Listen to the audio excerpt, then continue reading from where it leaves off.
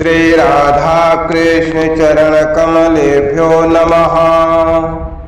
श्री राधा चरितामृतम भाग 83 उद्धव द्वारा गोपी प्रेम का गान। जय राधा राधा जय राधा जय श्री राधा। जय कृष्णा कृष्णा जय कृष्णा जय श्री कृष्णा। तप्त कांचन गौरांगे राधे वृषभानु सुंदरी। वृषभानुसुते देवी प्रणमामि हरि प्रिये। पवित्र हो गए थे श्री राधा चरणों में वंदना करने से उद्धव। प्रेम का साकार रूप ही तो विराजमान था इस यमुना के पावन तट पर। श्री राधा रानी के चरणों में गिर गए थे, नेत्रों से अश्रु बह रहे थे उद्धव के। उद्धव द्वारा गोपी प्रेम का गान किया गया। हे वज्रनाभ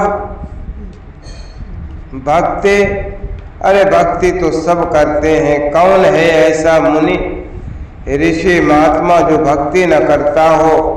उद्धव जी विचार कर रहे हैं, पर बाहरी वस्तु का निषेध करके अंतर्मुखी बनाना यही कार्य है ज्ञान का। जैसे आंखों से संसार दिख रहा है तो हटाओ संसार को और आंखें बंद करके अपने भीतर प्रवेश करो। वहीं बैठा है तुम्हारा प्यारा, कहाँ बाहर खोज रहे हो, अपने भीतर खोजो। ये तरीका है ऋषि तपस्वी मनुष्य के चिंतन का, और यही ईश्वर प्राप्ति का मार्ग भी है। सदियों से शास्त्र हमें यही बताते आए हैं। मुनि ज्ञानी ऋषि ये लोग भक्ति तो करते हैं, पर इनकी भक्ति बाहर से भीतर ले जाती है, यानी बहिर्मुखता से अंतर्मुखी बनाती है। इसलिए इनकी भक्ति को शांत रस कहा जाता है। पर ये गोपियां लंबी सांस लेते हैं उद्धव। जैसे चंद्रमा में शीतलता तो है तो वह समस्त को शीतलता ही देगा। अग्नि में दाहिकता है तो जो उसके पास जाएगा उसे गर्मी ही देगा। उद्धव इस तरह से विचार कर रहे हैं कि इन गोपियों के अंदर भक्ति प्रेम लबालब भर गया है। अब तो उछलता है तो बाहर की ओर की ही छलकेगा। अद्भुत। उद्धव जी विचार करके ही आनंदित हो रहे। मुनियों ने अपने हृदय में ध्यान करके उसको पा लिया और शांत हो गए। पर इन गोपियों की बात तो निराली है भाई। इन्होंने मात्र अपने हृदय में ही नहीं रखा अपने श्याम को, श्याम सुंदर को, उसे बाहर भी लाई, फिर सजाया, फिर समारा, फिर मोर पंख लगा दिया, पीताम्बरी पहना दी, बांसुरी हाथ में दे दी, फिर दूर खड़ी होकर निहारने लगी। उद्धव विचार करती कि जिन नेत्रों के दृश्य का ऋषि मुनि ज्ञानियों ने तिरस्कार किया, उन्हीं नेत्रों का दृश्य ब्रह्म को बनाकर खड़ा कर दिया इन गोपियों के प्रेम में। ओह! उद्धव जी आनंदित होते। संसार मिथ्या है, संसार झूठ है, सबने कहा और सब त्यागी बन गए। पर गोपियों ने संसार को झूठ नहीं कहा, बल्कि इसी संसार को ही रास मंडल बनाकर नाचने पर मजबूर कर दिया। उस ब्रह्म को फिर तो सर्वत्र वही छा गया, वही नाचने लगा, उसी की बांसुरी सुनाई देने लगी। आंखें बंद करने की जरूरत ही नहीं है इन गोपियों को। इन्होंने संसार में ही उसे प्रगटा दिया, खुली आंखों से ही दिखाई देने लग गया। ये इनका प्रेम। उद्धव विचार करते हैं सत्य और अनर्थ का भेद ही समाप्त, जड़ चेतन का भेद ही मिटा दिया इन ब्रज गोपिकाओं ने। सर्वत्र इनका कन्हई नाच रहा है, बाहर छलक रहा है इनका प्रेम। उद्धव बोलना चाहते हैं पर अब बोल नहीं पाते। हे महाभागा, हे राधिके, हे कृष्ण प्रिय, हे स्वामिनी, मैं आपके चरणों में प्रणाम करता हूँ। श्री राधा का ध्यान अभी इधर नहीं है। सच्चा त्याग तो अपने आपने किया है। महात्मा लोग क्या त्याग करेंगे? आपके समान बड़े बड़े महर्षि मुनि ज्ञानी भी आपके त्याग के सामने नतमस्तक हैं। उद्धव जी ने श्री राधा रानी से कहा, पर हमने ऐसा क्या त्यागा उद्धव? मानो श्री राधा रानी ही पूछ रही हैं। ब्रह्मचारी का जप तप करना कोई बड़ी बात नहीं है। ब्रह्मचारी है तो करेगा क्या? कोई बाबा जी है, पत्नी है नहीं, बाल बच्चे हैं नहीं, तो करेगा क्या? भजन करेगा और क्या करेगा? तो इसके लिए क्या बड़ी बात? पर उद्धव जी कहते हैं, बड़ी बात तो आप लोगों की है। बाल बच्चे भी हैं, आप गोपियों के पति, सास ससुर सब हैं। इसके बाद भी आप लोगों ने अपने मन को पूर्ण रूप से कृष्ण में लगा दिया और उनकी दीवानी हो गई। बहुत बड़ी बात। तपस्वी का तप करना बड़ी बात नहीं। अरे तपस्वी है, उसका काम है ये तप करना। महात्माओं का भजन करना बड़ी बात नहीं है। अरे भाई, महात्मा है, भजन करने के लिए ही तो महात्मा हुए हैं। फिर महात्मा भजन करे तो बड़ी बात क्या हुई? बड़ी बात तो गृहस्थों की है। गृहस्थ में रहते हुए भी अगर हम भजन करें, भगवत प्रेम में डूब जाएं, बाल बच्चों के होते हुए भी हमारा मन सनातन प्रिय भगवान श्री कृष्ण में लगा रहे, पति परिवार धन सब के होते हुए भी सनातन खड़ा, सनातन सखा कृष्ण के लिए अकेले में रोने को मन करे, तब समझना ये बहुत बड़ी बात है। उद्धव का विचार और गहरा होता गया और गहरा होता गया। शास्त्रों में कहीं लिखा है क्या कि पति को छोड़कर पत्नी संन्यास ले ले, पति का त्याग करके पत्नी भजन करे? ऐसा तो नहीं लिखा। हाँ, पतियों के लिए संन्यास का वर्णन अवश्य शास्त्रों में मिलता है, पर यहाँ तो शास्त्र भी उल्टे पुल्टे कर दिए। इन प्रेम की दीवानियों ने, इन प्रेम की हिरणियों ने पति को ही त्याग कर भजन करने बैठ गए, बच्चों को ही छोड़ दिया। ये बहुत ऊंची स्थिति है। जिनको जन्माया, जिनको 9 महीने तक पेट में रखा, फिर बाहर पालन पोषण भी किया, पर बात जब सनातन सखा की आई तो सब कुछ छोड़कर चल गए। ऐसे छोड़ा जैसे कोई मतलब ही ना हो। उद्धव विचार करते हैं, मैंने अच्छे अच्छे ऋषियों को देखा है, मैंने अच्छे अच्छे मुनियों के जीवन को और उनकी साधना तब सब कुछ देखा है, पर इन गोपियों को देखता हूँ तो वे ऋषि मुनि इनके पैर की धूल भी नहीं लगती। स्मरण ध्यान का भी एक समय होता है। सुबह शाम करते हैं ऋषि लोग ध्यान, पर ये कैसी विलक्षण स्थिति है।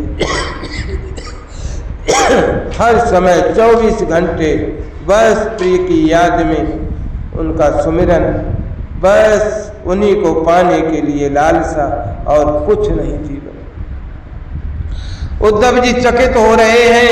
स्वयं गोपी प्रेम पर विचार करते हुए सब कुछ त्यागा अपने प्रियतम के लिए। सब कुछ तो महात्मा लोग भी नहीं त्याग पाते। पति को त्यागा, अपने बच्चों को त्यागा। उद्धव जी कहते हैं, इन गोपियों ने अपने देह को भी त्यागा। हे महर्षि साडिल, देह कहाँ त्यागा है इन्होंने? वज्रनाभ ने प्रश्न किया। श्री राधा रानी ने देह त्यागा, वज्रनाभ ने प्रश्न किया। महर्षि साडिल बोले, उद्धव कहते हैं श्री राधा रानी ने एक बार अपने इस देह को भी त्याग दिया था। ओह, चौंक गए वज्रनाभ। आप क्या कह रहे हैं महर्षि? हाँ वज्रनाभ, ये सत्य है। ये कहते हुए उठे महर्षि साडिल। आज पहली बार श्री राधा चरित्र सुनाते हुए उठे थे। वक्ता जब उठा तो श्रोता भी उठकर उनके पीछे पीछे चल दिया। कालिंदी के किनारे आए, आचमन किया, प्रणाम किया। कालिंदी ही श्री राधा रानी को वापस लेकर आई थी। महर्षि बोले। महर्षि में समझा नहीं, वज्रनाभ ने पूछा। उद्धव के सामने घटी घटना है, तभी उद्धव कह रहे हैं, देह तक त्यागने वाली हो आप लोग, ऐसा त्याग कौन कर सकता? उस दिन श्री राधा रानी चेतना शून्य हो गई थी। उनका शरीर शीतल हो गया था, प्राण निकल गए। अपने प्राण धन के वियोग में श्री राधा रानी के प्राण ही निकल गए। ललिता सखी रोने लगी, रंग देवी सुदेवी सब मूर्छित हो गई थी, पूरा वृंदावन रो गया था। पर श्री राधा रानी कृष्ण की वियोग में पहुंची सूर्य नारायण के मंडल में। वज्रनाभ मैं तुम्हें बता ही चुका हूं कि सूर्य के अवतार हैं वृषभान जी, जो श्री राधा रानी के पिता बने। तो स्वाभाविक था कि अपने पिता के पास ही जाती। श्री राधा रानी वो गई, पर वहां जाकर भी वो रोती ही रहती थी।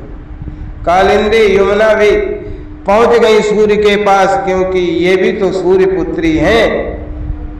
तब कालिंदी और पिता सूर्यदेव ने समझाया, बहुत समझाया, पर श्री राधा रानी का विरह शांत नहीं हुआ। अब तो सूर्य नारायण ने विचार किया कि क्या करें।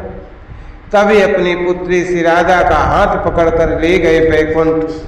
सूर्यदेव को लगा कि भगवान नारायण का दर्शन करके राधा को शांति मिलेगी, क्योंकि नारायण ही कृष्ण है ऐसा मन में सोच ले गए थे वैकुंठ। पर ये क्या, श्री राधा रानी ने नारायण भगवान की ओर देखा भी नहीं।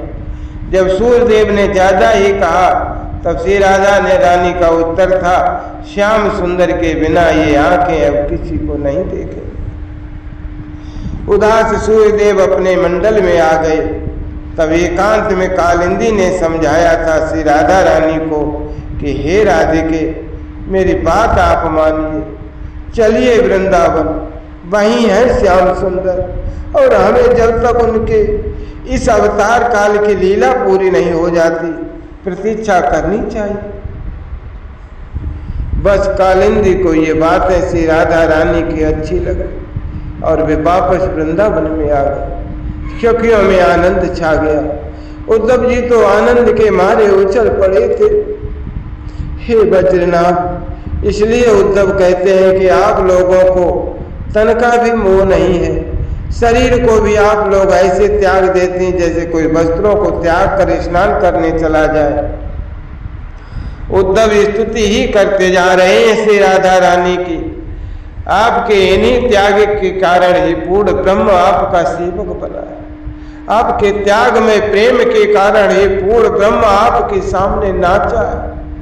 सब कुछ त्याग कर, सब कुछ फूंक कर आप लोगों ने जो प्रेम की होली खेली है, इससे अस्तित्व भी गदगद है। हे महाभागाओं, आपके चरणों में ये उद्धव बारंबार प्रणाम करता है। इतना कहकर फिर साष्टांग प्रणाम करने लगे थे उद्धव जी।